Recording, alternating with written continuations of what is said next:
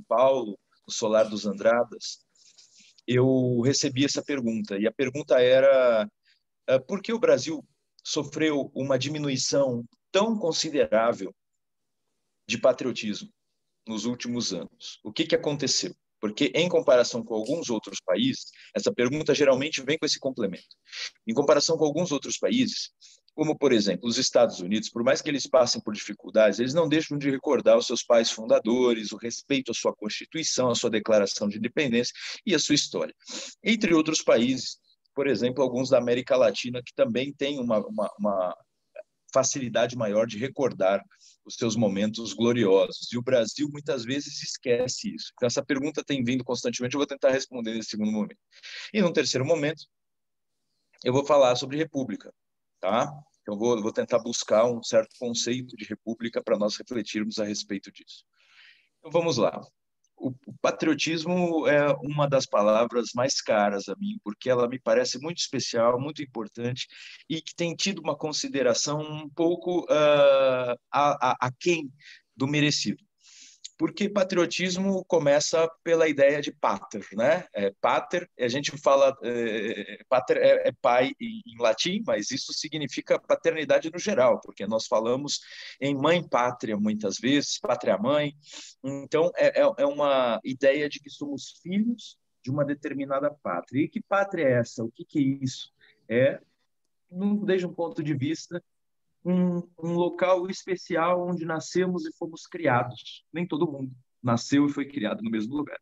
Mas existe essa ideia do torrão natal, né? A terra onde nascemos. Porque a terra onde nascemos, ela quase sempre ela implica numa caracterização da personalidade, numa complementação da personalidade. Nós não somos só genética, nós somos também uma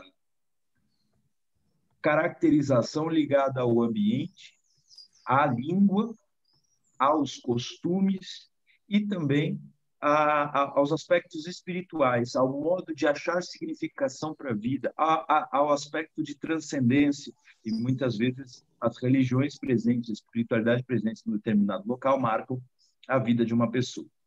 Mas esse patriotismo que é defendido hoje, do ponto de vista oficial, por exemplo, por nossas Forças Armadas e pela nossa diplomacia, mas não exatamente. O que de mais concreto eles enxergam no nosso país, por exemplo, no Brasil, para que haja um processo de defesa, tanto diplomática quanto armada? O Brasil é território, né? Para ter um torrão natal, para ter um local onde nascemos e onde se cultivam ao mesmo tempo, né? Do ponto de vista dos campos, se cultivam certos produtos, certos bens e também certos hábitos, certos costumes, certas virtudes. Então, é preciso de um território. Dentro desse território, vigora uma língua. No caso do Brasil, é um território continental com uma língua só, existem países que têm mais de um idioma, mas aqui, no nosso caso, vigora uma língua, e a partir também dessa língua, diversas culturas regionais e locais que, de alguma forma, se entendem em algo que nós chamamos cultura brasileira.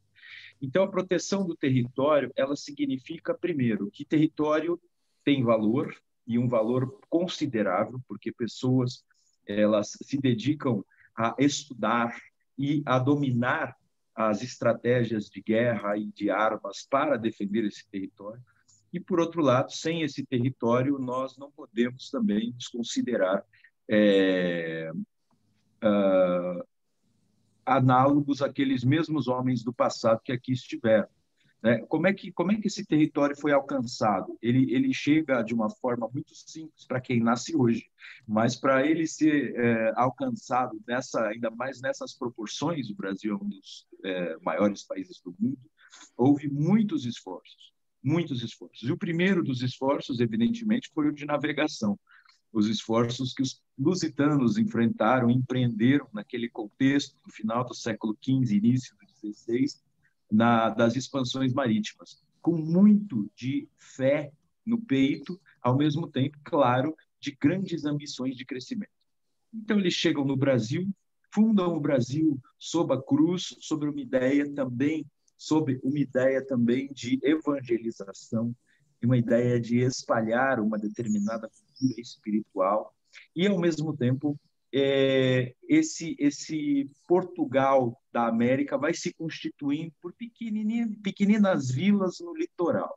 Essas pequeninas vilas no litoral, aos poucos, a partir de 1531, com a ideia de pegar a linha do Tratado de Tordesilhas até o litoral, teve uma certa divisão para certos capitães donatários tomarem posse de um território imenso. Muitas vezes, cada capitania dessa era como se fosse uma espécie de feudo maior do que o território originário, que era Portugal. Então, eram territórios imensos divididos a capitães donatários. Esses territórios imensos, alguns deram certo, principalmente Pernambuco e São Vicente no momento inicial, e muitos deram errado no sentido de que não se tomou a posse. Não foi possível tomar posse por uma diversidade de motivos. Num primeiro momento, bom, invasões piratas, que havia muitas. Desentendimentos com os nativos. A floresta é muito densa e não se encontra ouro nem prata e houve desistência dos capitães. Então, por uma série de motivos, houve desistências, mas em Pernambuco e São Vicente, principalmente, houve permanências. E, a partir daí, como Pernambuco prospera mais, é no Nordeste que nós vamos ter o primeiro assentamento de civilização portuguesa aqui no Brasil, de forma consistente, e que crie, digamos assim, uma espécie de sentimento de natividade, ou seja, nascemos aqui e somos diferentes daqueles que não nasceram aqui, mas nascemos aqui dentro de vilas portuguesas, o que também diferencia daqueles que nasceram aqui na cultura nativa, na cultura das Américas, na cultura dos índios, dos ameríndios, e que são diversas, né? A diversidade é enorme. Então, foi se criando ali uma cultura nova que, ao mesmo tempo, trazia toda essa perspectiva ocidental, à época é mais correto dizer luso-cristã, e que foi sendo mesclada, inclusive geneticamente, com as características indígenas locais. Sabemos que, posteriormente, os esforços dos paulistas, por diversos motivos, entre os quais a consciente expansão do território para além de Tordesilhas, a busca por metais preciosos e, muitas vezes, o triste apresamento de indígenas inimigos, adversários, porque os paulistas já tinham, de alguma forma, se fundido com os indígenas locais, de modo que as rivalidades eram as mesmas que existiam entre as culturas que já existiam ali. A diferença é que agora, principalmente os tupis do litoral, tinham ganhado certos reforços e alterado sua cultura, de modo que estavam juntos portugueses e tupis para esse avanço. E, evidentemente, embora eles tivessem uma cultura de guerra belicosa, de derrotar os inimigos, a cultura da escravidão para a lavoura, que poupou muitas vidas no sentido, com isso eu não quero defender de maneira alguma, nem sem querer, escravidão qualquer, mas poupou algumas vidas porque muitos dos indígenas tinham o hábito de fazer alimento, fazer de seus inimigos vencidos alimento, né? Eles eram canibais, né? Então, o que acontece? Os paulistas eles acabam tendo o percurso de ir ao Nordeste, principalmente onde havia grandes lavouras, para fazer esse mercado horrível e antinatural, mas é o que aconteceu e é a nossa realidade. O fato é que a expansão territorial aconteceu, e ela aconteceu de tal modo que os paulistas chegam a ir até onde hoje tem o Centro-Oeste, chegam até a Amazônia, muitas vezes também avanços bandeirantes a partir do Nordeste também chegam a territórios onde hoje existe o Norte, e mais ao sul, muitas pessoas do litoral paulista, Santos, São Vicente, onde hoje temos as vilas de Santos e São Vicente, também desceram, fundaram Florianópolis, evidentemente não com esse nome, que é posterior à República, mas nome de desterro, fundaram também vilas lá onde hoje existe o Rio Grande do Sul, que era muito contestado, o litoral era português, mas o interior geralmente por muito tempo foi espanhol. Então houve todos esses avanços até que, num dado momento, depois de assentamentos lusitanos em todas essas regiões, houve uma discussão diplomática, na verdade várias, diversas, não tenho tempo aqui de expor esses detalhes, eu lecionei por alguns anos para candidatos à diplomacia e tive que explicar detalhadamente esses esforços diplomáticos para manter esses territórios conquistados, muitas vezes por avanços dos intrépidos portugueses, pouco numerosos, né, vivendo com escassez, muitas vezes sem conhecer como criar abundância neste território, e eles conseguiram, então, avançar para o interior do hoje Brasil. E aí, com esses avanços, foi possível uma negociação em 1750. Olha só, já saltei para o século XVIII, porque o objetivo da palestra não é só falar do território, é só o território como aspecto do patriotismo. Então, em 1750, houve um acordo entre Espanha e Portugal, né? O principal elaborador da proposta pró-Portugal foi Alexandre de Gusmão, um santista, e ele trouxe a ideia de que, a partir do direito romano, é bom que se saiba que, por muito tempo, até o século XVIII, até o século XIX, até o início do século XIX, o direito romano, em muitos locais, ele era uma espécie de direito comum, embora houvesse as ordenações, no caso de Portugal, as ordenações filipinas, existia um direito comum, que era o direito que vigorava mais frequentemente nas vilas e nas regiões mais afastadas e que era considerado para dirimir questões. Então, o Alexandre de Gusmão usa o direito romano, um instituto chamado Utiposidetes e Tiposideates, para tentar defender, né, junto à Espanha e ao Papa, que os territórios que eram de posse de portugueses deveriam se manter na posse dos portugueses. E ele consegue, e também usa um argumento que era até indígena, né? Os indígenas, alguns grupos indígenas tinham uma visão, principalmente vem dos tupis isso, na verdade, né?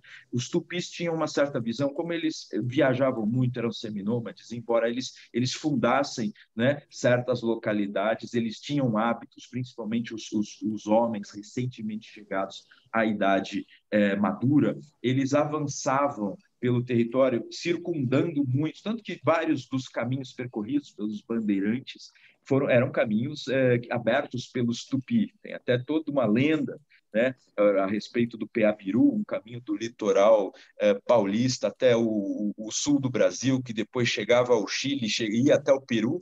Então, assim, é um caminho de pedra no meio da mata ou atravessando rios, nos quais iam caminhando, trotando muitas índios, portugueses e descendentes de ambos. Então, esses caminhos abertos, eles criaram em sua mente a ideia de Pindorama, a ideia de que havia uma região que era deles, uma região cujas fronteiras eram dadas pelos rios e montanhas. Então, Alexandre de Gusmão leva um argumento de que as fronteiras naturais eram mais interessantes de serem consideradas do que a linha de Tordesilhas, difícil de encontrar naquela época. As marcações, as demarcações de leste e oeste eram muito difíceis de encontrar. Então, isso foi aceito pela Espanha, embora tenha favorecido extraordinariamente Portugal, porque no mapa elaborado para a negociação, o Tratado de Tordesilhas aparecia bem próximo dos limites da natureza, e, bem da verdade, não estavam tão próximos assim, então foi uma conquista diplomática.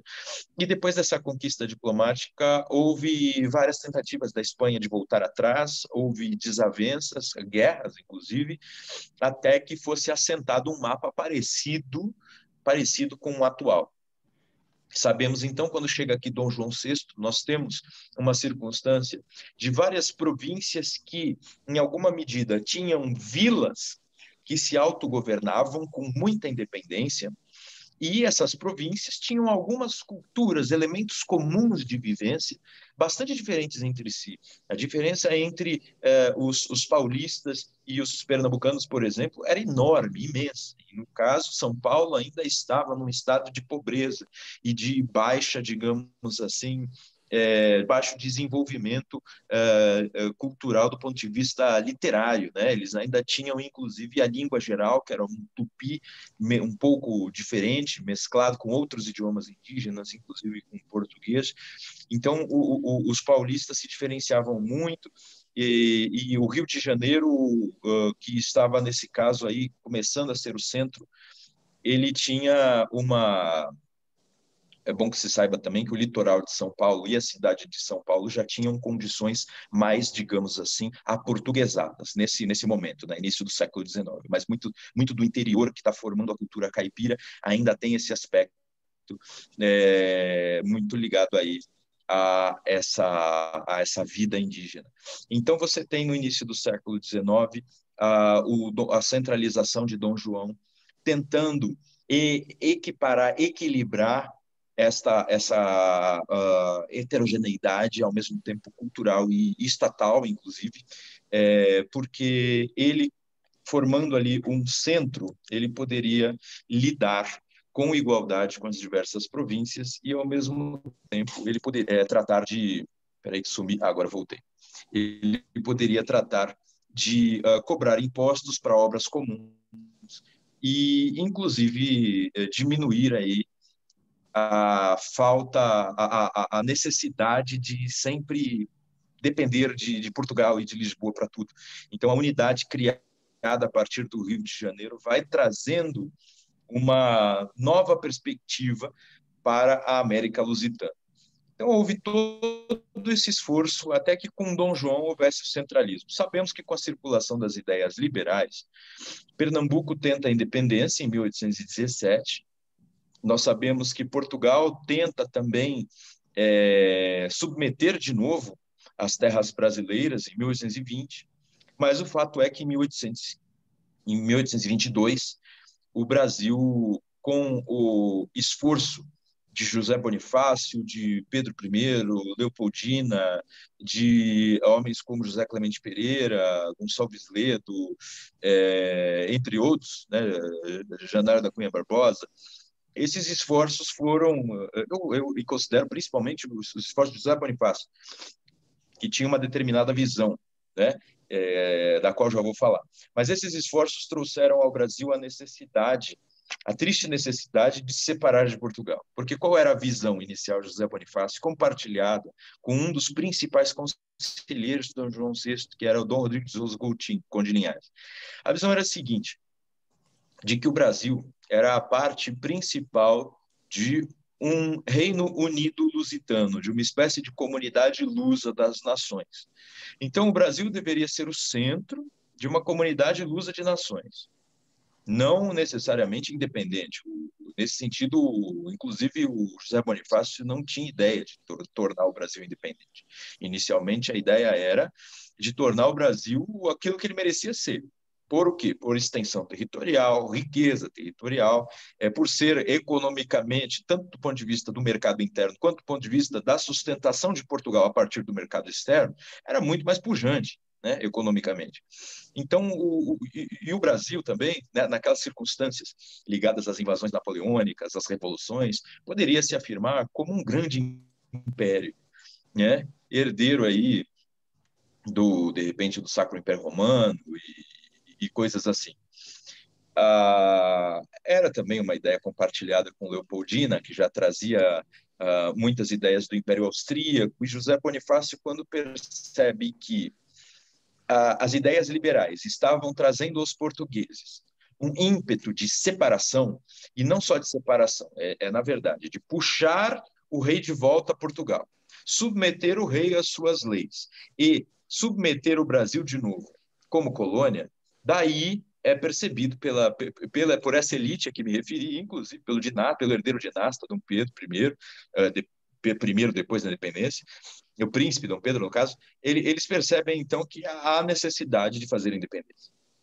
E o José Bonifácio, em seus discursos, um pouco antes de voltar ao Brasil, já depois dos seus 56 anos, ele volta em 1819, 56. Ou seja, ele estava com 58 anos, 59 anos na ocasião da independência, era forte e vigoroso. Então, assim, nesse momento, nós temos um José Bonifácio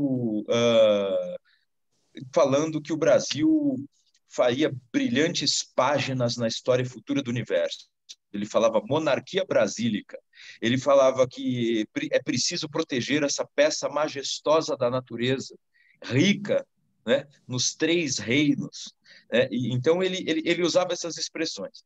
Quando ele viu que Portugal ia querer submeter de novo ao Brasil, sendo também brasileiro, tendo cá um príncipe com muitas ideias inovadoras e com muita coragem, e ao mesmo tempo percebendo também que Dom João VI gostou mais do Brasil, não queria voltar, né? Gostou mais do Brasil do que de Portugal, e tendo em vista que se Portugal submetesse de novo ao Brasil, não seria tão fácil assim essa submissão, de modo que ou o Brasil seria esfacelado em pequenos pedaços para melhor Lisboa controlá-lo, ou o Brasil faria independências múltiplas, processos de independência em cada capital, cada capitania, digo, cada herdeira de as capitanias foram destruídas enquanto capitanias por Marquês de Pombal, século XVIII. Então eram províncias. Cada província buscaria o seu processo independentista na maneira que a América Espanhola estava fazendo, tá? Desde 1819 também, que a América Espanhola buscou a independência, enquanto o Brasil era reino, o Brasil foi elevado a reino, unido a Portugal em 1815, então o Brasil não tinha motivo para pedir independência. Só teve motivo depois de 1820, quando os portugueses quiseram submetê-lo, entenderam? Mas a América Espanhola já estava em busca de independência. Então eles foram ainda que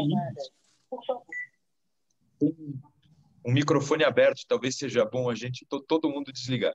Aí o que acontece? Quando os povos da América Espanhola percebem que eles precisam fazer uma luta contra a Espanha, eles se unem. Observa, por exemplo, o general San Martín. Ele é considerado o libertador de uns quantos países ali, né?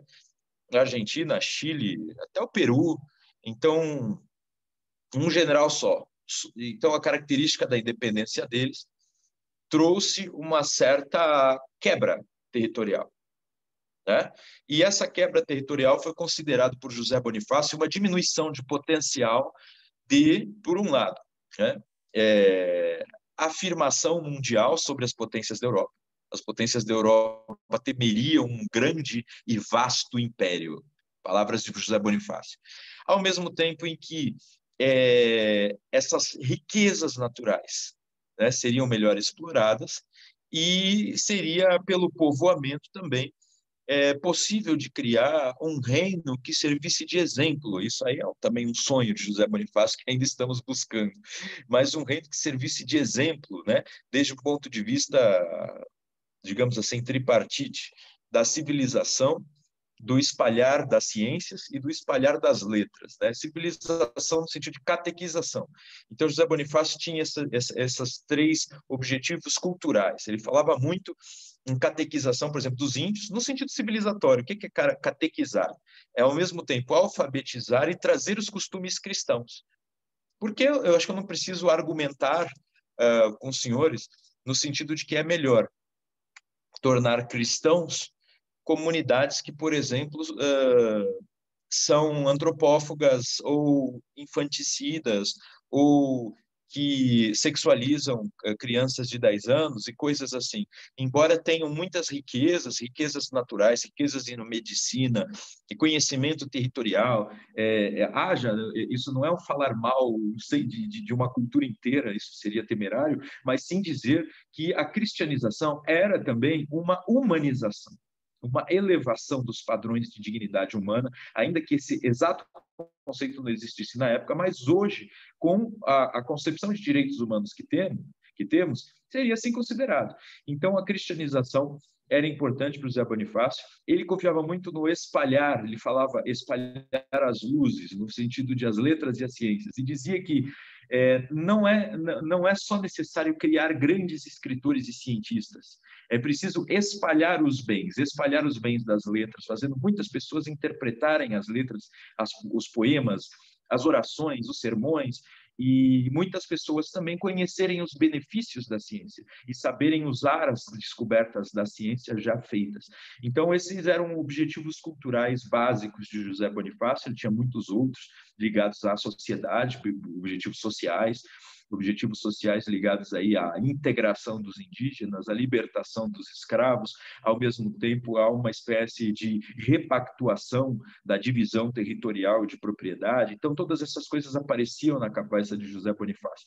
Mas, ao mesmo tempo, do ponto de vista político, ele era extremamente prudente, porque ele entendia, tendo vivido na França revolucionária e tendo observado como excessos revolucionários mais destroem do que constroem, tendo observado 60 mil mortos em praça pública na França, o esfacelamento, repito, do territorial da América Espanhola e do domínio por parte de ou cabildos, que era espécie de pequenas assembleias, isso no melhor dos casos, e no pior dos casos, e mais comum, por meio de espécies de ditadores locais muito cruéis e que dominavam mediante força. Então, querendo evitar tudo isso, e também tendo consciência de que a América Espanhola, se pudesse, cada um daqueles povos pediria para que um dinasta europeu descesse lá para governar e trazer paz, José Bonifácio tem um príncipe ao lado, né, que ainda não tinha retornado, escreve uma bela carta em dezembro de 1821, pedindo para que Pedro ficasse. Né? É uma das cartas responsáveis pelo Dia do Fico, além, claro, de um grande abaixo-assinado no Rio de Janeiro, que levou 8.000 assinaturas aí à mesa de Pedro I. De modo que ele resolveu ficar contrariando as exigências das cortes. Os senhores têm que lembrar que contrariar exigências das cortes para um herdeiro de uma casa real era muita coragem, porque as cabeças estavam rolando na época. E as ideias liberais mais exaltadas propagavam, inclusive, a derrubada das monarquias. Então, assim, era nesse contexto que estávamos quando, corajosamente, Pedro decide ficar. E quando as cortes não são transigentes nas discussões das cortes constitucionais abertas por ocasião da Revolução que eles criaram em Portugal, porque não são transigentes? Não ouviram os pedidos de algumas províncias brasileiras, notadamente São Paulo, que levou um projeto de monarquia dual, digamos assim. O rei estaria em Portugal e o príncipe no Brasil. Se o rei passasse um tempo no Brasil, o príncipe estaria em Portugal, no sentido de que sempre haveria um representante da monarquia no Brasil, que era o maior centro territorial, centro das maiores riquezas, já falei tudo, e Portugal, que era a origem de tudo. Né? Então, era preciso ter essa confluência. Essa era a ideia dos paulistas, levada pelo irmão de José Bonifácio, Antônio Carlos, né? Mas era a ideia de Bonifácio. E o que acontece é que eles não aceitaram, eles de fato estavam com a ideia de uma espécie de recolonização do Brasil. E queriam submeter mesmo Pedro, dizendo que ele era um moleque inculto, precisava fazer uma viagem de estudos, que ter sido criado no Brasil o transformava no selvagem, e ele ficou sabendo dessas fofocas correm mesmo em tempos sem internet, as fofocas corriam o Oceano Atlântico, e chegou nele que ele era conhecido, chamado de moleque irresponsável e inculto.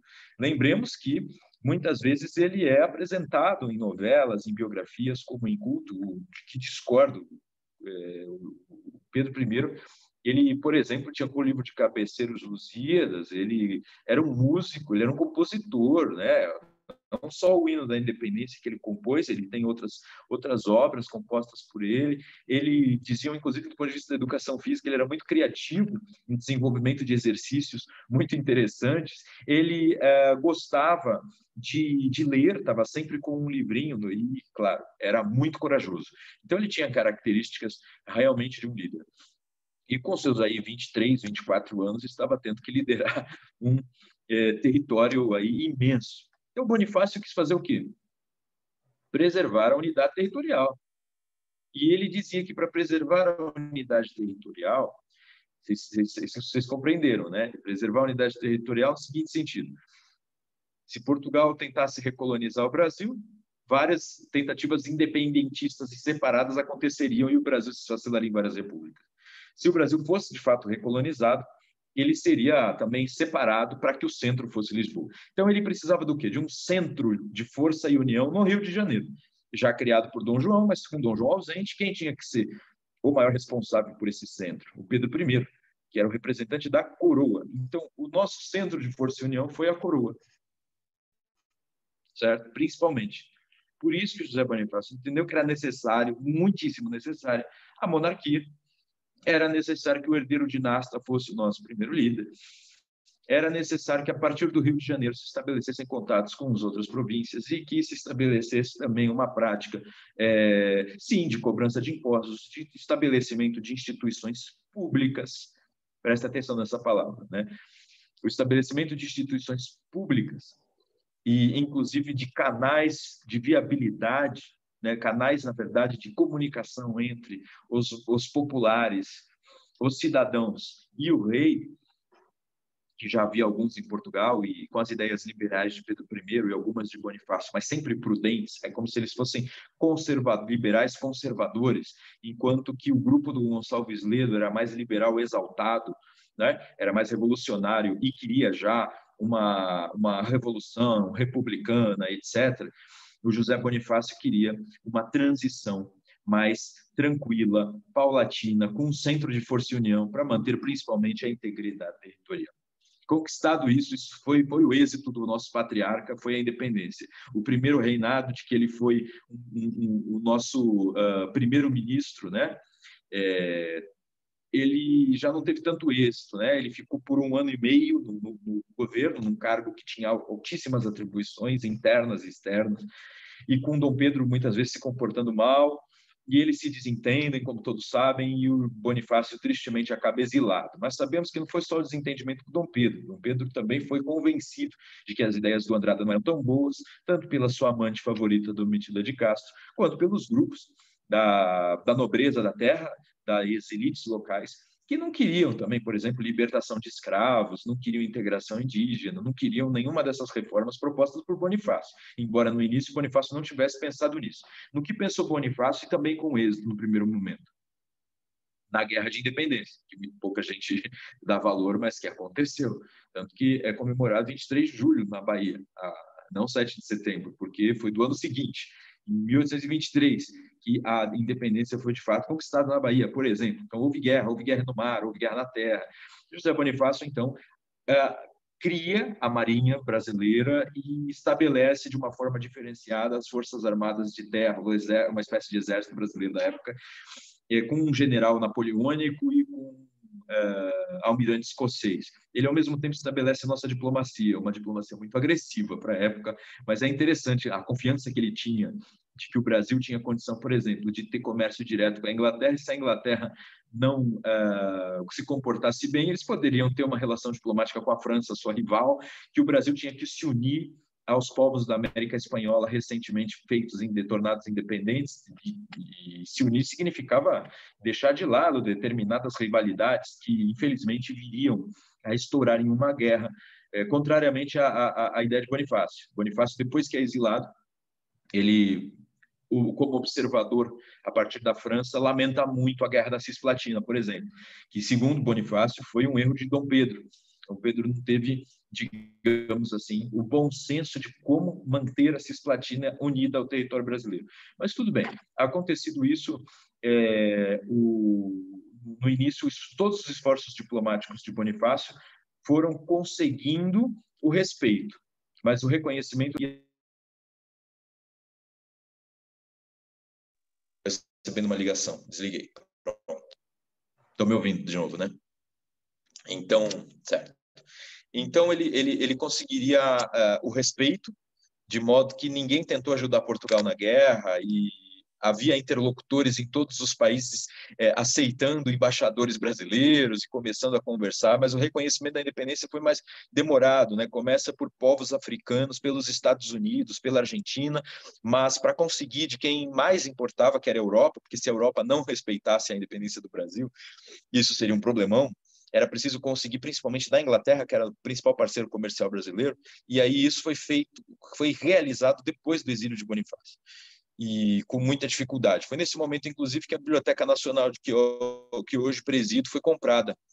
Tá? Ela foi trazida para cá por Dom João, e no Tratado de Reconhecimento da Independência com a Inglaterra coloca a seguinte questão para Dom Pedro. Ela diz que fez um acordo com a dinastia de Bragança, né, de não desrespeitar a dinastia de Bragança. Como seu pai também era de Bragança, se o Dom Pedro não se entendesse com Portugal, ela não poderia reconhecer a nossa independência. E Dom Pedro, então, vai a Portugal e pergunta as condições. E as condições eram, uma vez que a guerra tinha sido exitosa para o lado brasileiro, Portugal não queria reconhecer a independência.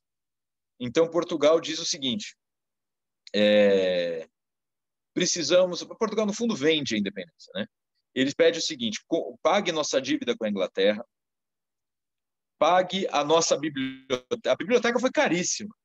Pague pela biblioteca, não mexa com os reinos africanos. Portugal tinha medo que o Brasil passasse a tomar as colônias portuguesas para si, o que era uma possibilidade. Portugal coloca essa condição, não mexa com as nossas colônias africanas. Então, assim, quando o Dom Pedro aceita essas condições, ele vai lá e compra, paga a Inglaterra. O Brasil começa muito pobre, então, esvaziado o tesouro brasileiro. E, enfim, Brasil, Inglaterra reconhece a independência, Portugal reconhece a independência, e aí foi um dominó, né? Uma queda aí de dominó, e todo mundo reconheceu a independência do Brasil. A partir desse reconhecimento, nós sabemos que houve muitos desafios, que eu vou reduzir aqui, senão vou falar demais, mas houve desafios. Guerra da Cisplatina, nós perdemos uma parte do território, que hoje é o Uruguai. Foi uma luta. O Bonifácio tinha incentivado o governo a ter paz com Buenos Aires, mas houve uma desavença por causa da Cisplatina. Eles queriam retomar o território para eles, que eles chamavam de província oriental, né? Então, eles queriam retomar. Ninguém ganha essa guerra, porque o Brasil ganhava tudo no mar e os argentinos ganhavam tudo em terra. Então, isso ia ser um sacrifício enorme. A Inglaterra queria comercializar com ambos, e os dois só ficavam em guerra. A Bacia do Prata fechada, porque era só tiroteio, e a Inglaterra desesperada. A Inglaterra vem e tenta fazer uma mediação e consegue. Então, não é de um e não é de outro. É outra coisa, é o Uruguai. Pronto. Então, é perdido o Uruguai tanto pela Argentina quanto pelo Brasil. O Nordeste faz a Confederação do Equador, tentando unir algumas províncias em estados numa confederação ali no Nordeste, no hoje Nordeste, na época era chamado de Norte. E aí Dom Pedro I vence com muita violência, mas vence e mantém o território unido. Depois da abdicação de Dom Pedro, porque Dom Pedro, com essa dificuldade econômica, com essa perda territorial, com a morte trágica de Leopoldina, que era muito, muito, muito querida pelo povo brasileiro, com erros políticos, que ele começa a trazer muitos portugueses para o governo, e isso cheira mal para os brasileiros que pensam que ele está tentando unir de novo Portugal, que com a morte de Dom João ele ia tentar ser de novo o rei de ambos. Enfim, ele erra tanto que só lhe resta a abdicação. Ele abdica e aí começa um período que é chamado de período regencial. Ficam regentes à frente do Brasil, enquanto Pedro II não tem idade para governar.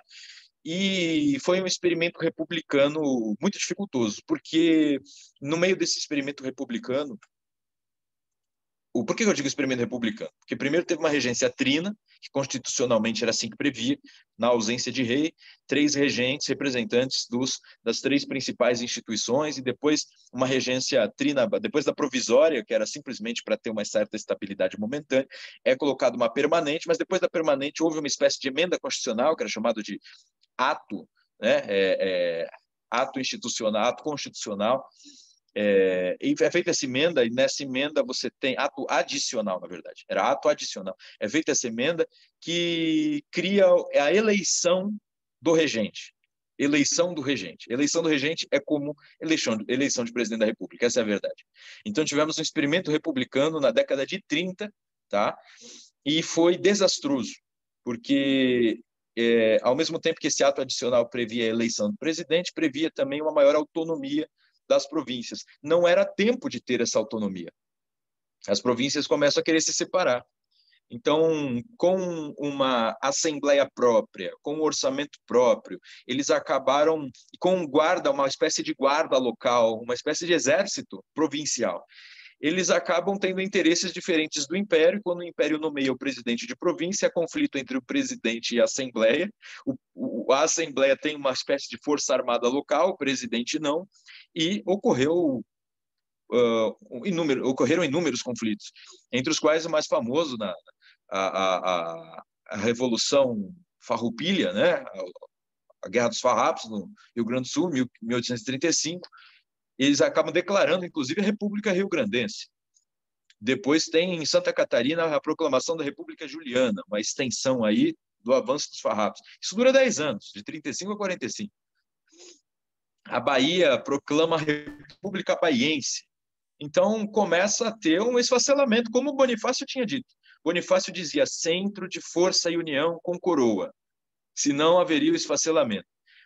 O Bonifácio disse, por exemplo, a respeito do atual Uruguai, que era a Cisplatina, permita que eles tenham mais autonomia, né? Mas só eles. O Dom Pedro não quis tratá-los como uma província comum e deu erro.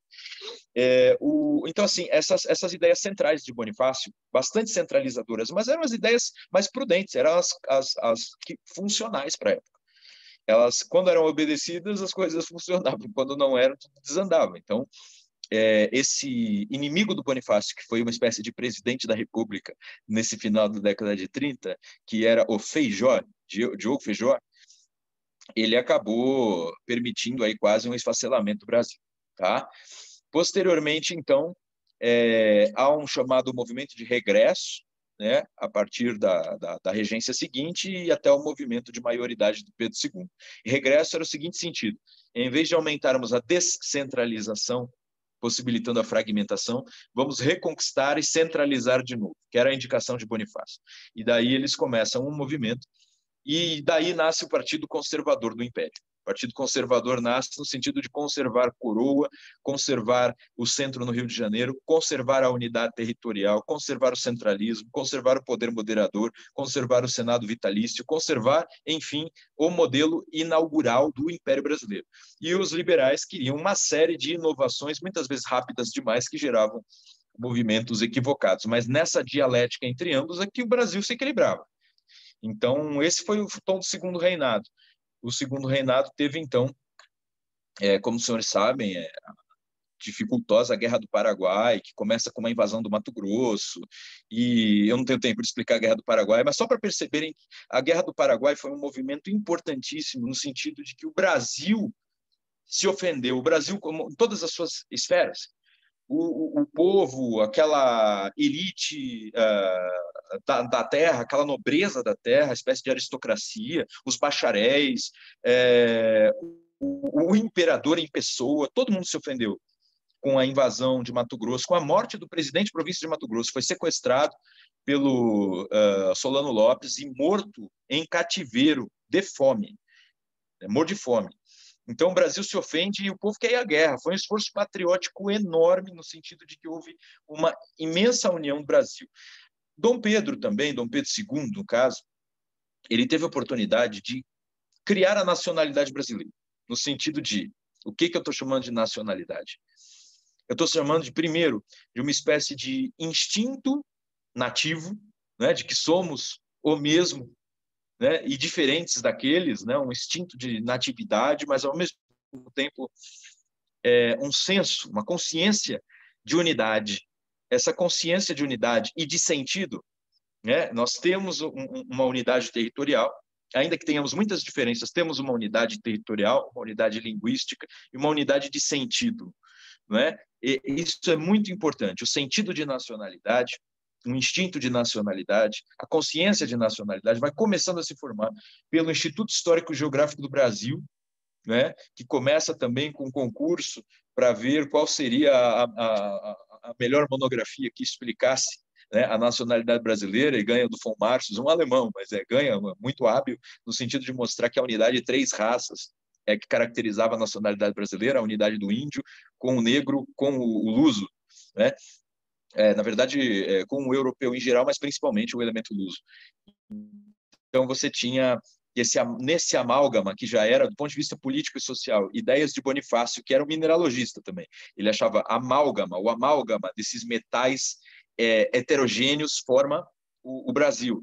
Ele queria que isso fosse estimulado, tanto por casamentos quanto por uma espécie de harmonia cultural, ainda evidentemente que ele priorizasse pela cristianização, pelo que já expliquei, né? Desde o ponto de vista da dignidade humana, com o qual concordo, ainda que anacrônico, a gente fala em concordo, discordo, né? Meio anacrônico. Né? É que eu sou tão fã de Bonifácio que às vezes eu fico pensando, se eu tivesse lá, eu estava com ele. Mas isso aí que pode nos trazer riscos, porque a época era tão diferente que nossa cabeça de hoje tem que fazer esforços para entender. Então, o que acontece? Todos esses esforços foram criando o Brasil que a gente conhece hoje. Na literatura surge o romantismo como uma exaltação, a partir do movimento indígena, com também uma unidade com o lusitano. Então, isso aparece em diversas obras literárias, nós vamos ver aí o José de Alencar, por exemplo, nós vamos ver o Gonçalves Dias e muitos outros escritores trazendo imagens literárias a respeito do que seria o Brasil. Nós teremos na música, né, o Carlos Gomes, nós teremos na pintura Vitor Meirelles, teremos então todo um movimento, muitas vezes patrocinado pelo bolso do imperador, não do Estado, né, para que houvesse digamos assim, um esforço de nacionalidade para que nós tomássemos consciência da nacionalidade. Então, o mero patriotismo, que é aquele amor ao torrão natal, amor ao local de onde viemos, muitas vezes de onde nossos pais vieram, nossos pais no sentido até maior, pais, avós, bisavós, por aí vai, nossos ancestrais vieram. É muito interessante, muito importante, mas a nacionalidade ela traz um sentido para onde estamos nos dirigindo. Daí que o índio, que tem uma ancestralidade diferente, o negro, o africano, que tem outra ancestralidade, que na época, para Bonifácio, deveria já estar liberto.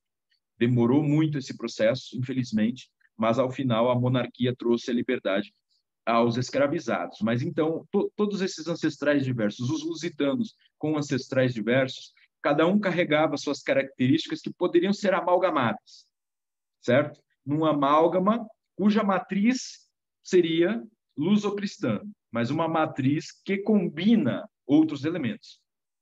Enfim, e do ponto de vista do sentido, né, numa busca justamente dessa convivência especial entre povos os mais diversos aqui no Brasil. O lusitano tinha muita habilidade, o católico também, né, de aprender as características locais para melhor trazer também os valores da própria civilização. Por exemplo, na China isso aconteceu. Os jesuítas tinham muito essa característica. Vai acontecer na China, do ponto de vista lusitano em Macau, do ponto de vista ocidental, com Matteo Ricci, um italiano que aprendeu confucionismo e foi propagar o catolicismo a partir do confucionismo.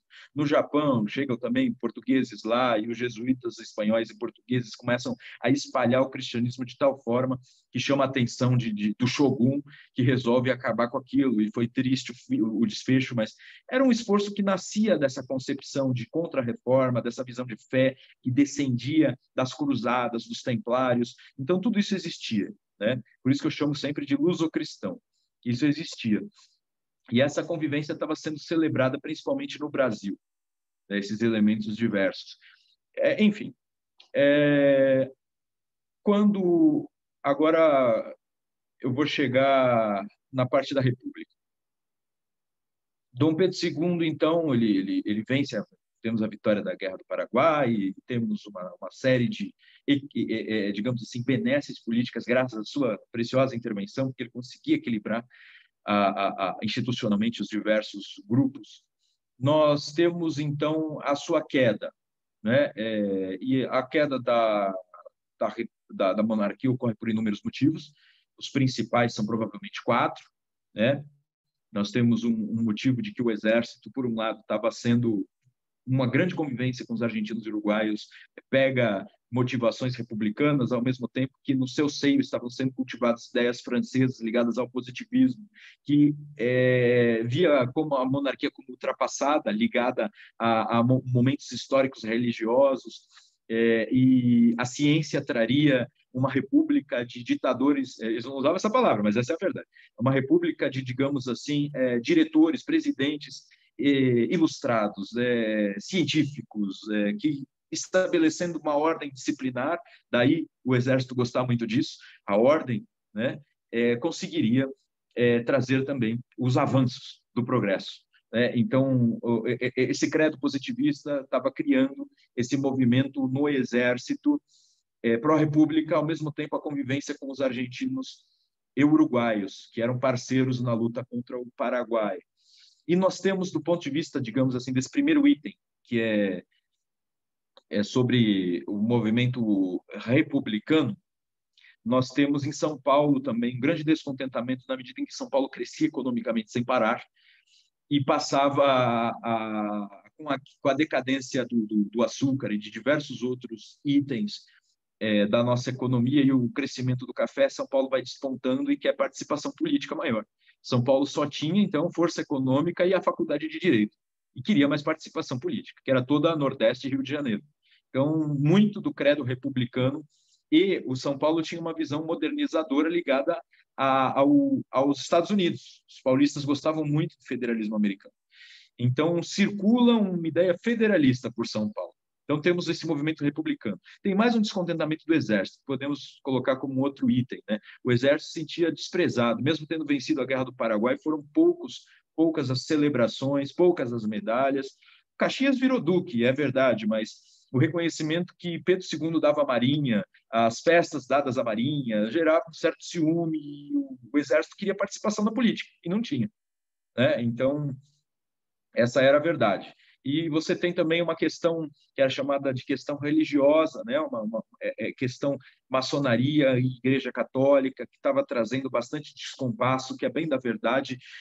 A República ela traz uma nova resposta, mas não uma solução, porque havia maçons e católicos monarquistas e maçons e católicos republicanos, de modo que, embora tenha havido a princípio um desgosto de certos fiéis contra Pedro II, na verdade não foi contra Pedro II, foi contra o gabinete empossado, que prende o bispo de Olinda e mais um. Você tem, por negar obedecer o Papa, de não casar fiéis católicas com maçons, você tem também a questão de que a princesa Isabel, que se tornaria futuramente a imperatriz, era muito católica, muito próxima ao Papa. Então, a expectativa dos católicos era boa também, né? Então, para a monarquia. Então, não se pode dizer que a Igreja Católica e os fiéis católicos como um todo tenham tido o esforço de derrubada, mas houve um descontentamento, sim, por parte da Igreja. E havia, do ponto de vista das elites rurais, que ainda eram muito fortes, o Brasil vai depender muito da agricultura por muito tempo ainda, a opção pela libertação dos escravos sem indenização aos senhores foi considerada nociva aos produtores. Então, eles resolvem fazer aí um esforço em prol da República. Com esses 4 itens, você tem um Pedro II cansado e não querendo uma guerra civil para o Brasil, entendendo que esse momento talvez chegaria mesmo, o momento da República. Temos uma princesa Isabel que, desde quando libertou os escravos, teve plena consciência de que corria o risco de perder o trono. Existem várias falas atribuídas a ela que dão sentido a isso, e também provas, no sentido de que, por exemplo, ela quis transferir a sua coroa simbolicamente a Nossa Senhora, né? Nossa Senhora Aparecida tem a coroa porque a princesa Isabel mandou modelar a coroa que seria dela para Nossa Senhora, no sentido de que quem merece então reinar sobre o Brasil, que mantenha seu reinado. Se eu não puder, né, estar à frente da monarquia, a frase de que se eu perderia, 1000 tronos perderia para libertar os escravos, né? Se 1000 tronos tivesse, 1000 tronos perderia para libertar os escravizados. Então, assim, toda essa visão de que Pedro II, além de cansado, não queria de modo algum uma guerra civil, então era melhor uma transição para a República. Os republicanos estavam com o exército. Se convocasse a Marinha, teria guerra. Então, a ideia de Pedro II de que para evitar uma guerra era melhor uma transição pacífica e discreta. O povo não entendeu. Se o povo entendesse, o povo era monarquista.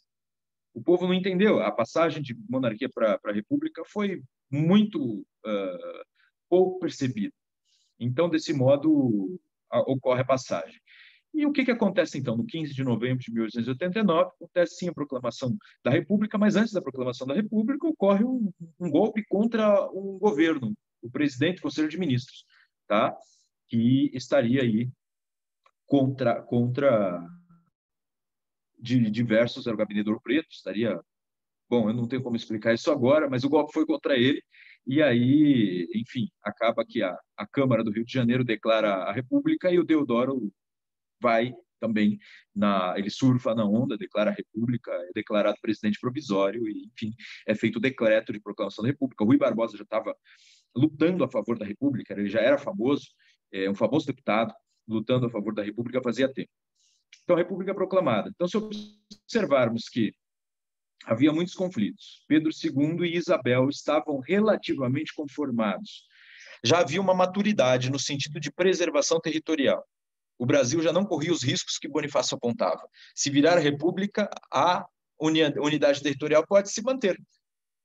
Então, mesmo os monarquistas, meus amigos monarquistas têm de reconhecer que, naquele momento, a transição para a República não significaria um esfacelamento do Brasil. Era simplesmente uma mudança de regime. Não era a destruição do Brasil. Era a manutenção do Brasil sob outro regime. Eu acho que todos temos que concordar, né? Republicanos e monarquistas. E houve essa manutenção. Agora eu vou à pergunta, que é a segunda parte, as duas partes serão mais breves, prometo. A primeira parte foi histórica, então levou mais tempo. Mas a segunda parte é a pergunta, que foi feita ontem e é feita a mim constantemente nas redes sociais. Por que o Brasil tem uma queda tão grande no patriotismo?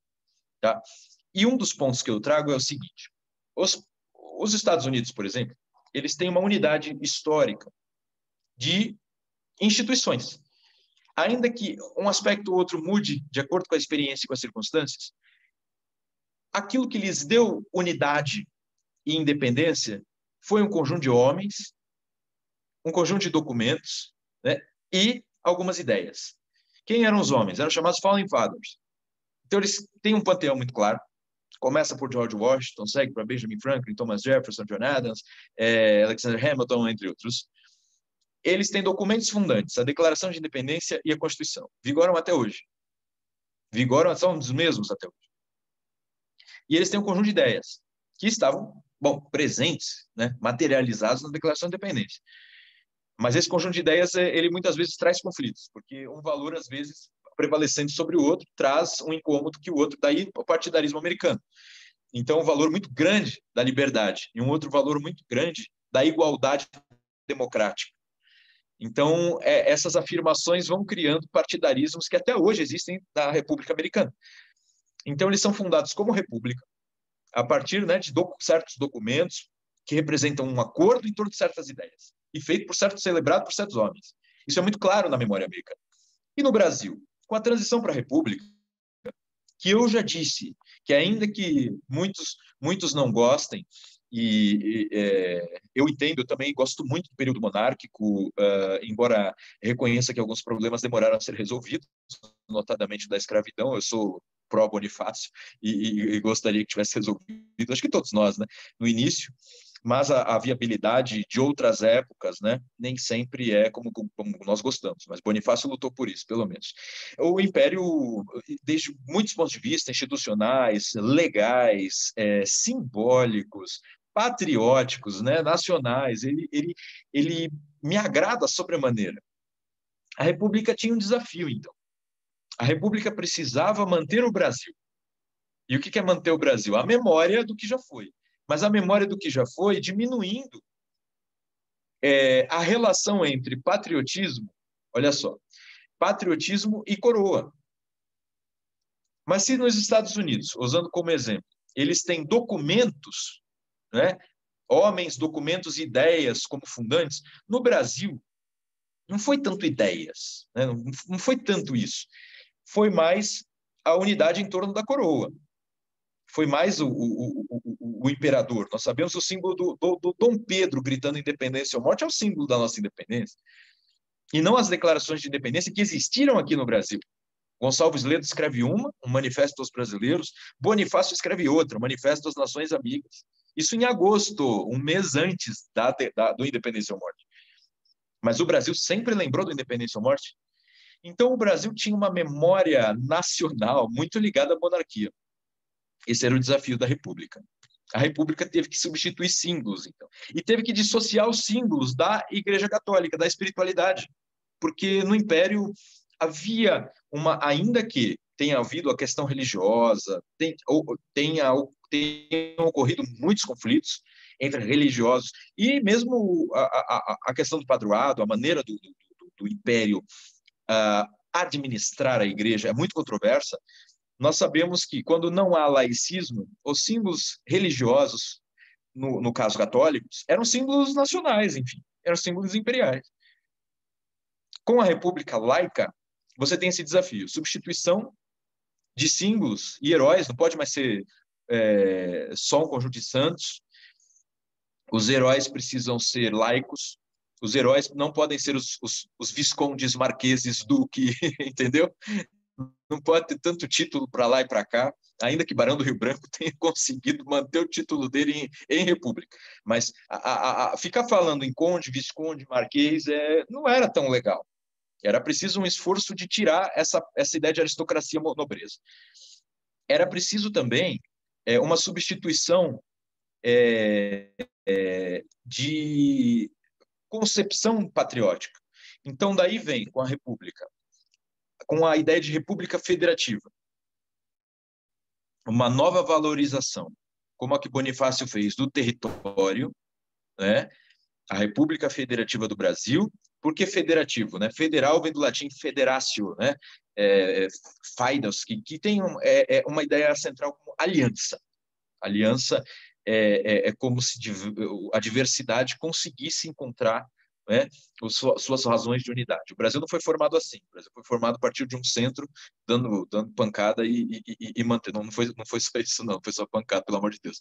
Eu estou brincando. Mas foi inúmeros esforços diplomáticos, culturais, todos aqueles que eu já expliquei hoje, que eu não quero destruir com uma frase mal feita.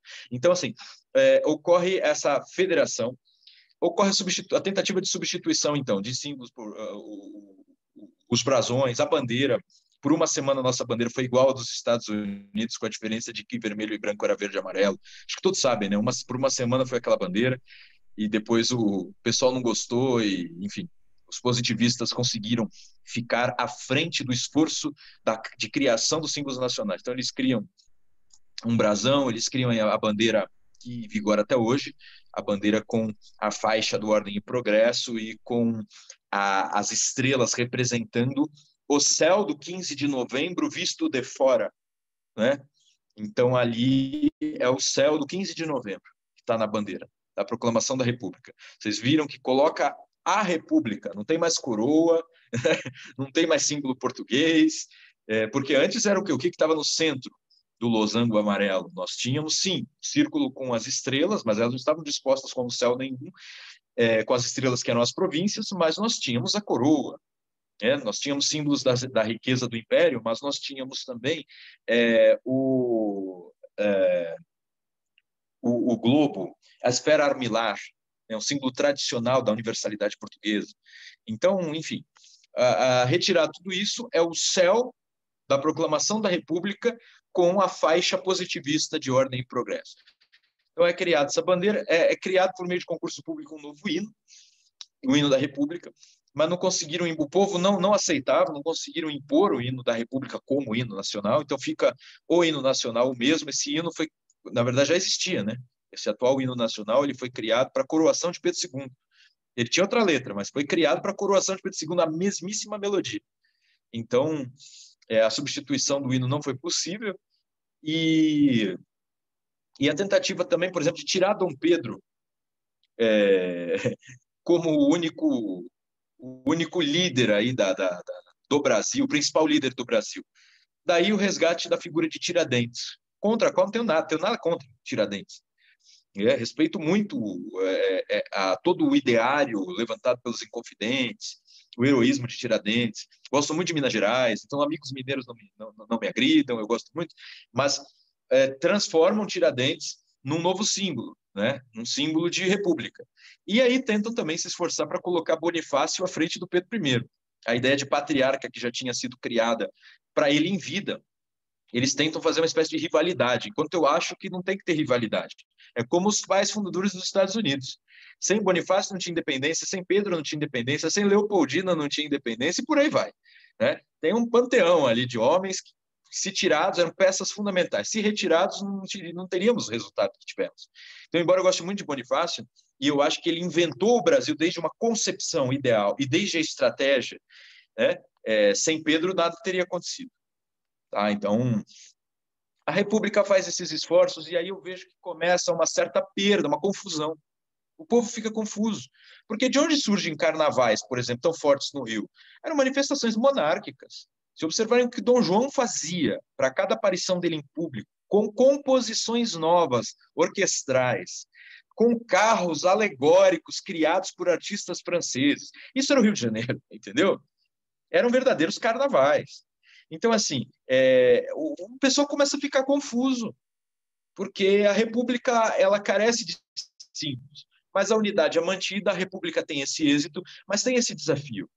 Esse desafio, então, chega até hoje, até os dias de hoje, com muitas modificações. Nós sabemos que no centenário da independência houve todo um esforço literário para revisar o que é o Brasil culturalmente, houve um esforço dos monumentos também para celebrar a independência, essa recuperação da memória monárquica, que eu acho importante, foi feita de uma determinada maneira a ponto de não trazer ímpetos monarquistas, mas de respeitar o Brasil, que é o mesmo. É o mesmo, né? Não foi uma quebra, acabou aquele. Nós comemoramos 2 datas, no mínimo. Tem várias datas cívicas, mas 2 datas que são representativas do Brasil, que é a independência e a República. Então, isso criou uma certa confusão. E essa é a nossa diferença, inclusive para, por exemplo, a Argentina. Eles foram fundados ali por General San Martín, embora ele tenha fundado um monte de outros povos, eles foram fundados ali com Belgrano e tiveram grandes homens como Sarmiento, etc. Eles têm uma unidade, ainda que não constitucional como Estados Unidos, não documental. A visão de que sempre foram república lhes dá uma unidade mais fácil, né? Por outro lado, países como a Inglaterra, que sempre foram monarquias, têm também Imagina a Inglaterra república, o esforço simbólico para você não identificar a Inglaterra com a rainha, ou com o rei, claro, com a coroa. O Brasil passou por isso, e isso naturalmente traz um desafio. Eu não estou dizendo que a República tirou o patriotismo do brasileiro, mas trouxe desafios que precisamos enfrentar, até hoje. Então, por isso que aqueles que defendem o maior bem legado desde a colônia portuguesa até a República atual, o maior bem todos reconhecem, né? É o território. Temos vários outros, inclusive a língua portuguesa. Mas o território foi uma conquista enorme, comum a todas as épocas do que nós chamamos de Brasil. E quem melhor defende? Principalmente 2 instituições, mas eu acho que mais uma, né? Defende as Forças Armadas, né? Notadamente o Exército, Marinha, Aeronáutica, mas do ponto de vista republicano, o Exército tomou a frente. A Marinha era a menina dos olhos da monarquia. O Exército virou o protetor da República, quase que o salvador da República, tanto que havia movimentos chamados salvacionistas, quando o Exército intervinha para proteger a República. Então, o Exército toma para si, além da defesa do território, a defesa da República. E nós temos também, por exemplo, o Itamaraty. O Itamaraty, que tem uma tradição que remonta à colônia. O Itamaraty tem uma memória de unidade brasileira, de todos os esforços para a conquista territorial brasileira. Essas são 2 instituições que são instituições de Estado e que defendem o Brasil no sentido do que sempre foi uno, desde a colônia até aqui. E eu entendo que, além de todos os elementos culturais, o patriotismo ele tem muita relação com isso, com o território e os esforços de defesa territorial. Portanto, a memória dos feitos do Exército também dá um fio condutor para a história brasileira. A memória dos feitos diplomáticos dá um fio condutor para a história brasileira. O que falta ao Brasil? Talvez uma espécie de reconhecimento do cidadão comum em relação, reconhecimento não, de identificação do cidadão comum com alguns heróis, com algumas personalidades que também ajudaram a fazer o Brasil ser hoje este Brasil. Então, é por isso que eu acho que o nosso desafio atual é reconhecer a importância do Exército, né, que é o protetor da República. Não necessariamente, estou falando que isso aqui não é uma defesa do Exército atuando na política. Eu não estou entrando em política. Eu estou falando do reconhecimento do Exército como força histórica e como, senhores, são os homens que treinam para dar a vida por todos nós. Então, assim, eles merecem respeito. E os Estados Unidos têm isso. Falta, talvez, um pouco disso ao brasileiro. Um reconhecimento de que o Itamaraty é também um guardião da memória. E daí eu venho para a cultura também. Como é que nós guardamos a cultura? Evidentemente, a cultura é guardada de várias formas. Isso não tem como explicar aqui. Patrimônio cultural é guardado de várias maneiras. É guardado, inclusive, na memória de uma senhorinha do Nordeste que tem canções portuguesas que remontam à Idade Média, que eram cantigas. E que está lá na memória dela. Tem pessoal querendo gravar, anotar, mas existe uma instituição especial que guarda a cultura também, que é a Biblioteca Nacional, e fundada em 1810, ela tem, portanto, 210 anos completados agora 29 de outubro, e que representa materialmente um esforço de, sempre a partir dela, ser uma fonte abundante de notícias sobre o Brasil e, inclusive, de revitalização cultural, de redescoberta do Brasil, porque é a guarda da memória. Então, eu reconheço que essas três instituições são muito importantes para nós revitalizarmos o nosso patriotismo. E, claro, a gente não pode desconsiderar elementos populares que eu não vejo com nenhum desdém. O patriotismo que muita gente desdenha da Copa, o patriotismo dos esportes, inclusive os eventos mais especiais aí da tradição brasileira, inclusive os cristãos, os feriados cristãos, o próprio carnaval, tudo isso nos caracteriza, independente de em que momento eles passaram a se caracterizar da forma com que são hoje. Mas, para terminar, república, né, significa não só um modelo de governo, né, uma espécie de organização de governo com um modelo específico de separação de poderes, a escolha de um governante, a presença de representantes do povo. A república também tem a derivação do latim, né, da res publica, é uma coisa de todos. E essa coisa de todos, ela estava também na monarquia, tanto no nosso império quanto na monarquia portuguesa. Daí que está o legado trazido a nós, o legado cultural que está preservado, por exemplo, na Biblioteca Nacional, o legado territorial que está preservado pelas nossas leis, pela nossa soberania, pelas Forças Armadas, pela nossa diplomacia. Tudo isso é república. E os valores republicanos, né, de liberdade, as liberdades individuais, a participação nas decisões políticas, a representação do governo, as instituições, a liberdade de imprensa, o júri, tudo isso é república. Então, independente e muito disso já existia na monarquia. O império já tinha quase tudo disso. Na verdade, do que eu mencionei, tinha tudo, só não tinha a escolha do poder executivo por escolha popular. Era o imperador que escolhia. Então, eu vejo que esta república, que transcende as repúblicas brasileiras, que o Brasil experimentou muitas repúblicas, esta república é uma das motivações, é uma das, digamos assim, origens, é um dos valores que nos traz patriotismo. É aquilo que é de todos nós. Todos nós somos coproprietários. E alguns são zeladores. Eu hoje estou zelando pela Biblioteca Nacional junto com os servidores.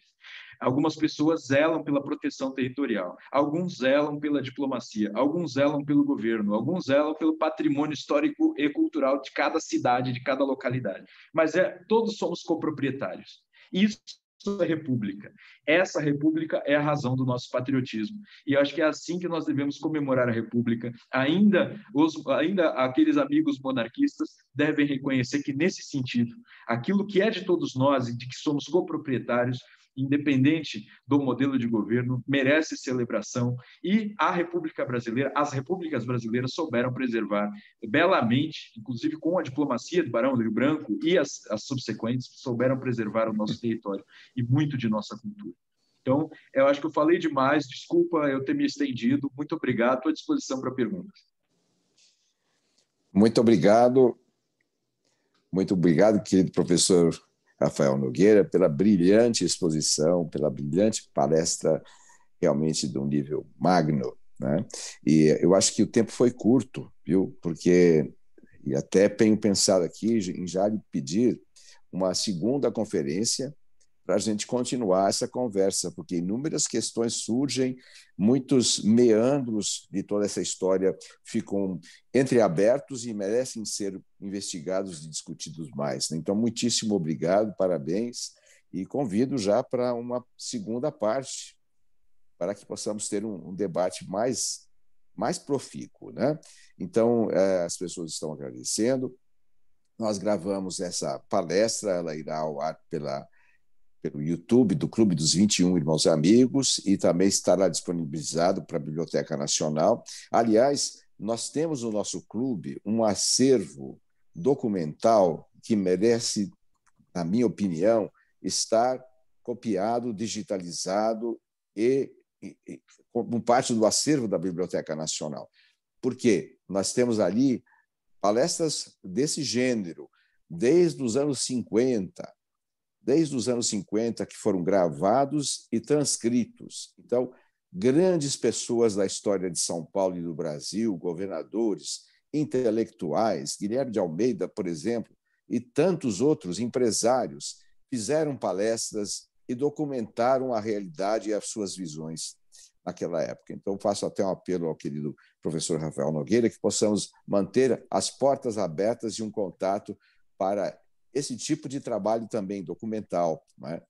Essa série iniciou-se com a palestra do professor Ives Gandra da Silva Martins, nosso querido irmão amigo, que abriu a série Patriótica.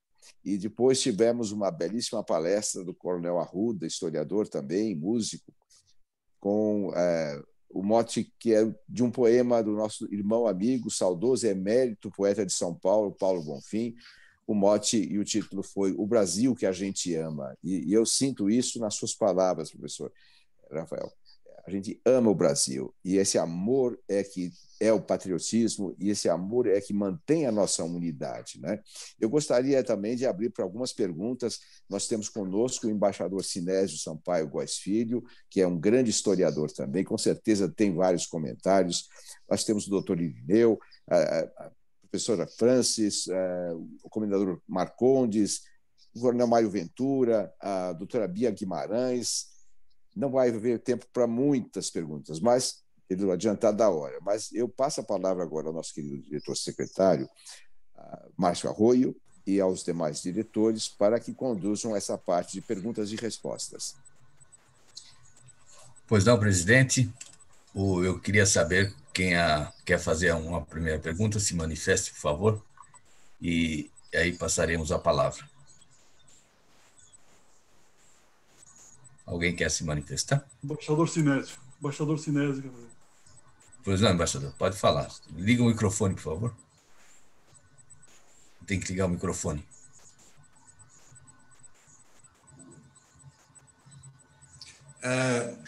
Agora acho que estou sendo escutado. Isso. Não é propriamente uma pergunta, mas um comentário. Eu realmente apreciei muito a palestra do professor Rafael Nogueira.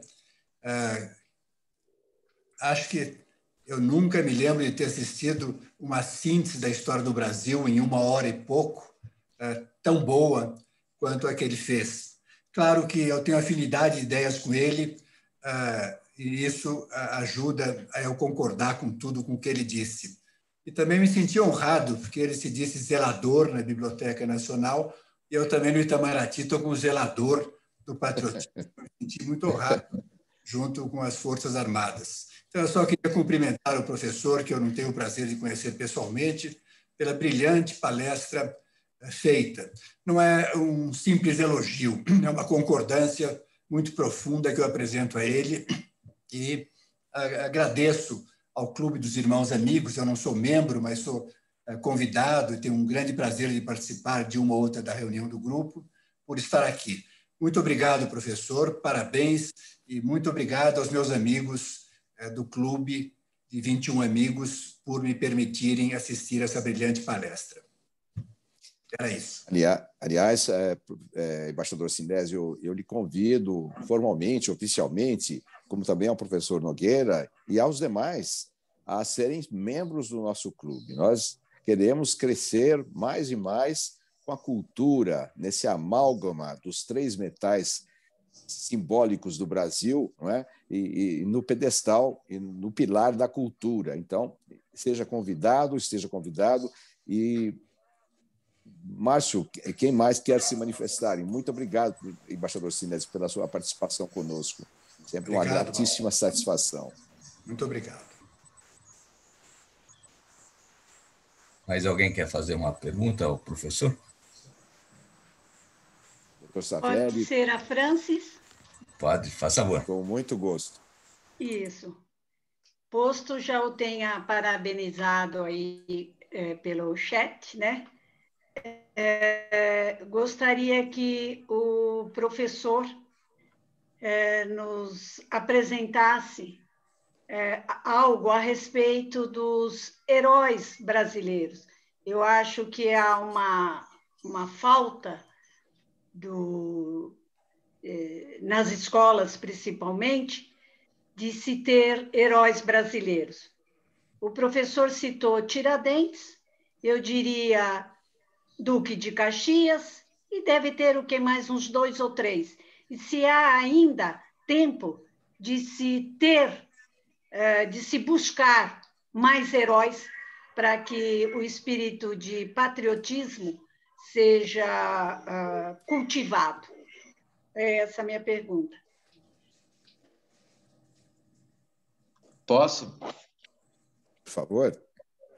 Então tá. Bom, primeiro agradeço as palavras, tá, do presidente. É um prazer, estou disponível para novos encontros e também para conversarmos sobre o acervo, né, do clube. Também agradeço muito, fico muito honrado com as palavras do embaixador Sinésio. Muito honrado mesmo, obrigado pelas palavras. E vamos à pergunta, querida Francis, ótima pergunta. Eu concordo com você, eu acho que nós precisamos... Posso chamar de você? Desculpa a informalidade. Com certeza. Então tá. Eu acho que nós temos sim que buscar novos heróis, porque eu gosto muito, por exemplo, da visão de Plutarco, na maneira dele primeiro honrar os gregos e depois educar aqueles que eram seus alunos em Roma. Eu acho que a história, ela para os historiadores profissionais, ela serve para pesquisar, eles precisam fazer avançar.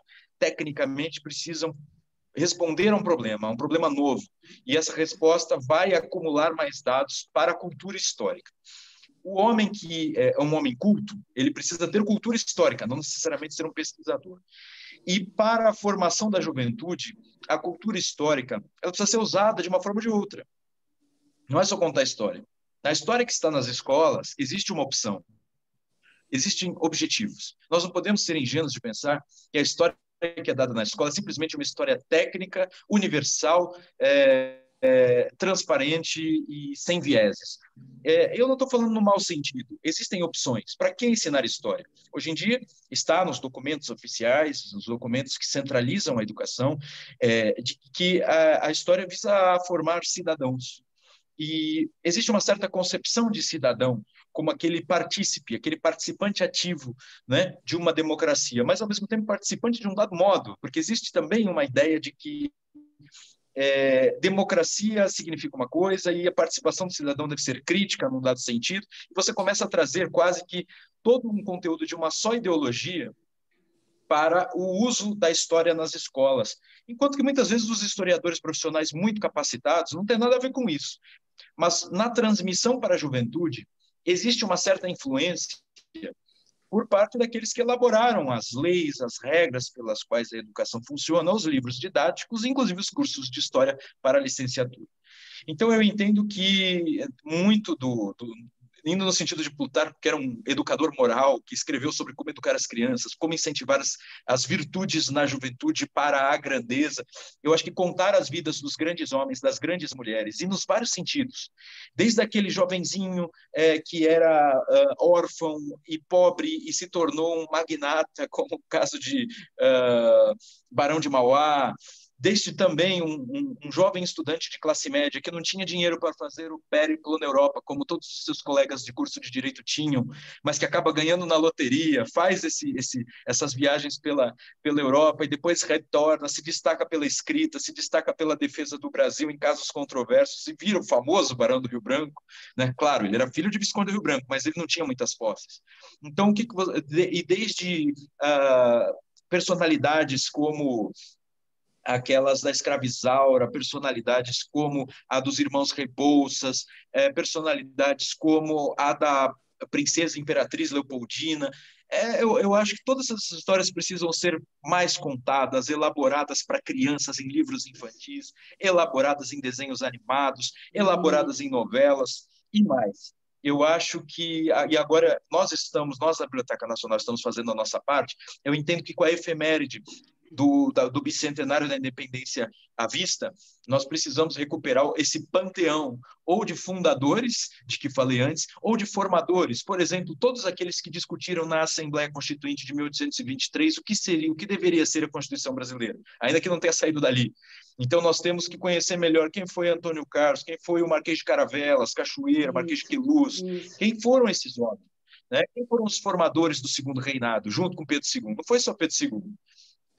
O Pedro II era representativo, evidentemente, daquelas décadas, mas quem eram os presidentes? Os presidentes dos conselhos de ministros, cargo que aparece em 1847, e tão importante na configuração total, né, da maneira política de conduzir o império. Quem eram os famosos conservadores da época e o que eles pensavam? Quem eram os liberais da época, o que eles pensaram? Eu acho que falta tudo isso, isso sumiu, e inclusive do ponto de vista do direito, os estudiosos de direito não têm história, eles entendem que em 1988 foi feita uma espécie de esqueçamos tudo, tomemos uma pílula de amnésia, esqueçamos tudo que aconteceu antes e só falemos a partir de 88.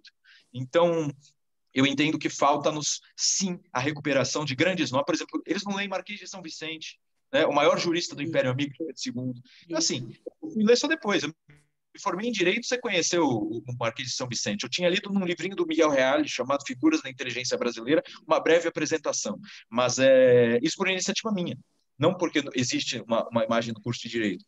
Então, eu entendo que falta-nos, sim, primeiro, a história dos nossos grandes homens e mulheres de todas as condições sociais e características, para incentivar a virtude, a capacidade das pessoas de enfrentar conflitos, dificuldades, de trazer para o Brasil riquezas e de sair de condições difíceis e criar prosperidade, por aí vai.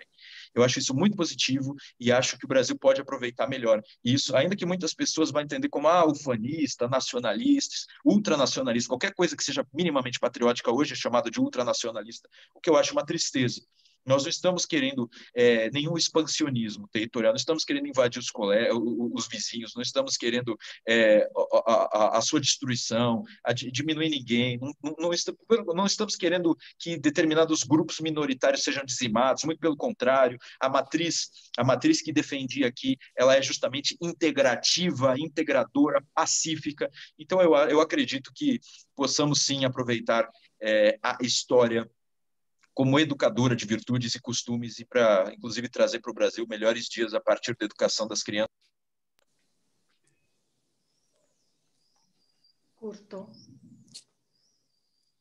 Cortou o microfone dele. Ele já está, eu acho que já volta conosco. Isso. Já volta conosco, professor Nogueira. Eu gostaria, se me permite, com base na fala do professor Rafael, eu vou levar ao nosso superintendente, ou melhor, coordenador do COCID, Comitê Cívico e de Cidadania, com base nessas palavras, um projeto na busca de heróis brasileiros na nossa história. E ele me deu essa ideia, então nós vamos partir para a busca de heróis brasileiros na nossa história. Era isso. Muito obrigado, querida Francis, por essa ideia e por essa iniciativa. Obrigado, professor Rafael Nogueira. Rapidamente, eu gostaria de pedir a palavra do nosso querido consórcio, irmão, amigo, comendador Luiz Fernando Marcondes, do MMDC, da Sociedade Veteranos de 32, que é copromotora dessa série, porque eu gostaria de levar a próxima palestra para a nossa TV, a Com Brasil, a emissora de televisão que transmite já o Tribuna São Paulo, e convidar o professor Nogueira para a segunda parte da sua palestra sobre patriotismo, justamente focada nessa questão brilhante que foi trazida pela professora Francis, dos heróis brasileiros. Então, heróis nacionais e o patriotismo seria, talvez, uma ideia para a sua próxima palestra, digamos, em janeiro ou fevereiro, com o Clube dos 21 Irmãos Amigos. Então, se possível, meu caro amigo Luiz Fernando, irmão amigo, a sua visão de trazermos esse conteúdo também para a Com Brasil, para o Tribuna São Paulo. Microfone, precisa ligar, por favor. Ligar o microfone, por favor.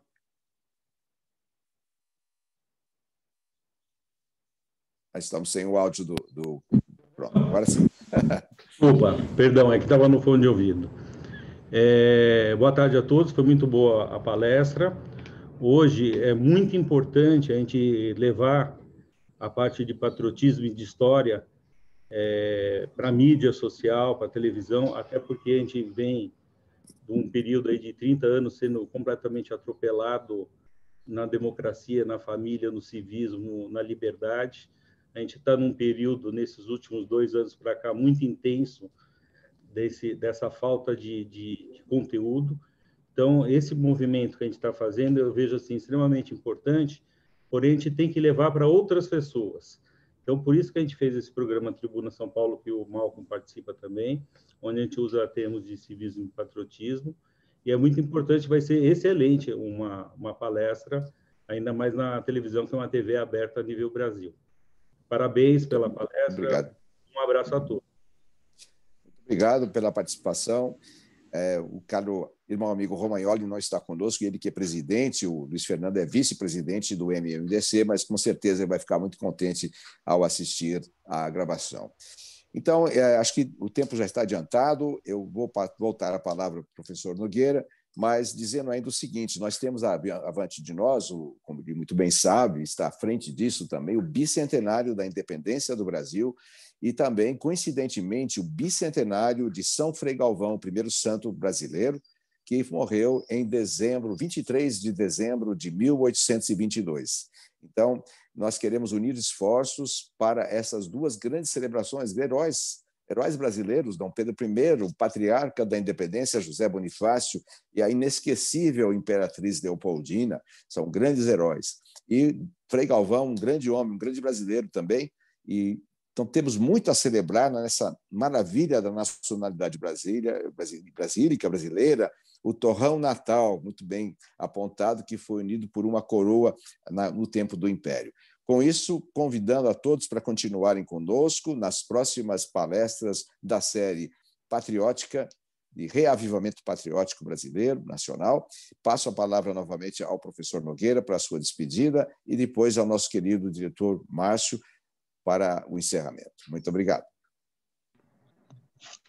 Só agradecer mais uma vez, dizer que estou disposto sim a participar mais uma vez, achei bom o tema, assim podemos até definir bem como é que eu vejo Plutarco, que livros eu li de Plutarco que me inspiraram e como é que a gente pode enxergar alguma analogia, inclusive com a palavra herói, que merece também um tratamento. Vai ser uma alegria fazer parte disso. Ótimo. Obrigado a todos pelos agradecimentos e cumprimentos, palavras generosas.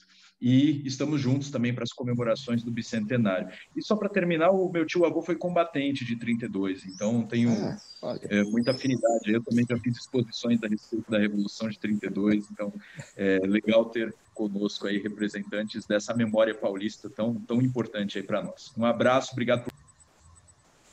Muito obrigado. Meu caro Márcio, alguma notícia final? Sim, aplausos, vamos aplaudir. Esquecemos do... reconhecer com aplauso nosso querido professor Rafael Nogueira. Eu queria lembrar, só fazer uma correção, que, na verdade, a convenção vai ser dia 28 de novembro e não de 21, a Convenção Nacional dos Clubes dos 21 Irmãos Amigos. Esse é só um detalhe que eu queria fazer. E queria também, mais uma vez, parabenizar o nosso excelente palestrante de hoje, o professor Rafael Nogueira, pois foi um aprendizado tremendo aqui, nós fizemos um apanhado cultural excelente. Muito obrigado, professor, e parabéns pela palavra. Alô. Assim, Alô? Por favor, professora Maria Cecília Anacleio, professora doutora, especialista em na língua portuguesa, por favor. Eu não posso terminar, porque eu tenho 2 consultas médicas daqui a pouquinho, por isso que eu não pude ficar. Mas eu adorei a palestra, eu adoro história do Brasil. Adivinha se eu não vou escolher o José Bonifácio? Eu vou trabalhar mais ainda sobre ele, que eu admiro muito, meu herói, o nosso herói. Viu? E parabéns ao professor. E quem sabe a gente vai até a Biblioteca Nacional conhecer melhor, né? Eu agradeço muito, viu? Foi muito linda a palestra dele. Estou entusiasmada, eu já sou entusiasmada pela nossa história, imagine agora, mais ainda. Muito obrigada, viu? Agradeço muito. Obrigado. Eu que agradeço. A professora Maria Cecília é uma grande especialista no idioma português, doutora da USP, e muito querida também, consórcia no Instituto Histórico e Geográfico de São Paulo, também que é co-patrocinador desta série. Então, muito obrigado, desejo uma ótima semana, agradecendo mais uma vez ao professor Rafael Nogueira pela brilhantíssima apresentação. Muito obrigado a todos e até a próxima palestra em dezembro. Se Deus quiser, estaremos lá. Aí. Obrigado. Abraço a todos. Um abraço. Abraços. Tchau, tchau. Abraços. Obrigado.